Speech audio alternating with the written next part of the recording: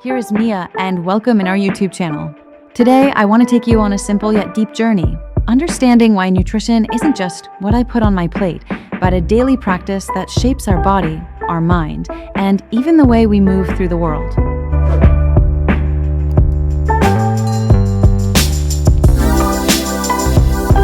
I'm not talking about crash diets or rigid rules. I'm talking about our relationship with food, about quality and rhythm. Because what we eat becomes part of us: cells, hormones, energy, thoughts. And over time, that relationship leaves clear traces of vitality or of strain. Let's start with something essential. Food is information. Every bite sends signals to your metabolism, immune system, gut microbiome, and brain. It's a language the body understands perfectly. When that language is made of simple, whole, nutrient-dense foods, the signals are harmonious. When it's chaotic, ultra-processed, overly rich in sugar, salt, and poor-quality fats, your body gets mixed messages and, over time, tires out. This isn't about moral bans, it's about physiological consequences. Food can be your ally or your burden. Quality, variety, and balance make the difference. Think about everyday energy. How often do we confuse being full with being nourished? A meal that fills your stomach isn't necessarily a meal that powers a steady, all-day energy. Too many simple sugars create sharp spikes followed by crashes, that fleeting jolt, then fatigue, irritability, brain fog. On the other hand, when your plate includes complex carbs, whole grains, legumes, quality protein, fish, eggs, legumes, fresh dairy if it agrees with you, healthy fats, extra virgin olive oil, nuts, seeds, fiber, and micronutrients from vegetables and fruit, your energy is like a steady river. It flows, it doesn't overflow, and it doesn't run dry. That's where metabolism, your internal director, comes in. Here's the deal. If you constantly ask your body to handle excesses, sugar overloads, or long fasts followed by binges, the director loses the thread. Over time, that shows up as real signals: nervous hunger, post-meal sleepiness, water retention, bloating, weight swings, dull skin. And the more the body feels unstable, the more it reaches for quick fixes: hyper-palatable snacks, endless coffee, sugary drinks. It's a self-perpetuating loop. Food doesn't just talk to metabolism, it talks to the psyche. The gut is a second brain, rich in neurons and closely linked to the microbiome, that complex ecosystem living in our digestive tract.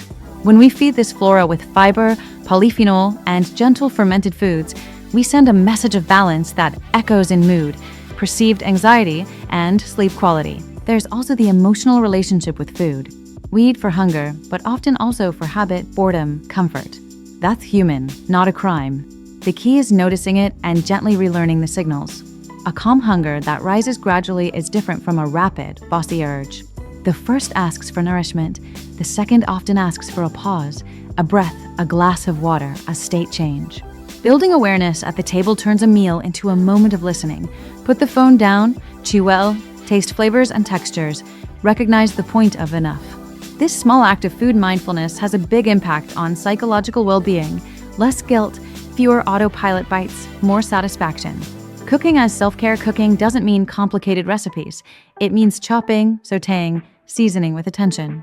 Cooking gives you agency. You know what's in your food, you adjust salt, fats, cooking methods. It's a gesture of autonomy and peace. On the psychological side, balanced eating creates stable ground. Smoother blood sugar shows up as steadier moods, better focus, less irritability. Adequate protein and healthy fats prolong satiety and reduce panic hunger. Bitter greens, chicory, radicchio, arugula can stimulate more effective digestion, often felt as mental lightness after meals. And the ritual of a shared meal nourishes our relational side. Eating with others, when possible, slows compulsion and invites conversation that soothes stress. Now, the long view. Those who chronically neglect nutrition tend to accumulate small imbalances that add up to tangible trouble: heavy digestion, chronic fatigue, mood swings, poor sleep quality, reactive skin, low motivation to move.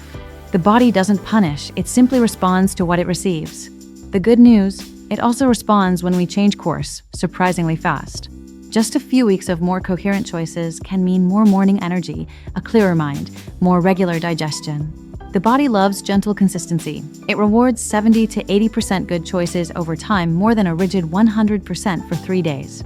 So build a helpful frame, a shopping list that starts with vegetables, an organized fridge, a few ready bases, cooked legumes, pre-boiled whole grains, washed raw veggies, smart condiments, extra virgin olive oil, apple cider vinegar, fresh herbs, sesame or pumpkin seeds. That way, even when you're tired, you can assemble a complete plate in minutes. For example, a bowl of brown rice, chickpeas, sautéed veggies, a drizzle of oil and lemon, or a salad with hard-boiled eggs, lettuce, carrots, avocado, and rye bread. Simple, real, nourishing. Another key is listening. There's no perfect diet for everyone. There are shared principles and personal tweaks. Some feel best with more legumes, others with more fish. Some digest dairy well, others don't. Some love a savory breakfast, others prefer a balanced sweet one. The point is to observe your body's responses without performance anxiety. How do I feel 2 hours after that meal? Don't forget pleasure. Well-being isn't a spreadsheet, it's sensory relationship. The Mediterranean food culture shows you can marry pleasure and health. Great olive oil, fragrant tomatoes, herbs, garlic, lemon, small oily fish, legumes, real bread. When food is alive with flavor, you don't crave fillers. A palate educated to quality becomes your best ally. It asks for better, not more. Finally, weave nutrition into your lifestyle. Regular movement, even a daily walk, helps regulate appetite and mood. Good sleep supports better food choices. Sleep deprivation ramps up junk food cravings. Managing stress with simple practices, breath, pauses, time in nature, reduces turning to food as a numbing agent. It's all connected: food, sleep, movement, relationships. Care for one pillar and the others get stronger. If I had to sum it up, I'd say this: eating well is a repeated act of love. It's the daily decision to give yourself clean, tasty fuel so you can think better, work better, love better.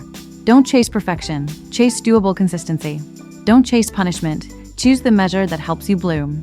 Don't chase trends, seek your body's truth, grounded in sound principles. Start with your very next meal. Add a serving of vegetables. Swap a sugary drink for water with lemon. Choose whole grains over refined. Carry a small handful of nuts for snacks. Plan a simple legume-based dinner twice a week. Small steps, big shifts. Notice how your energy changes after a week, then a month. Listen to your digestion, your skin, your sleep, your mind.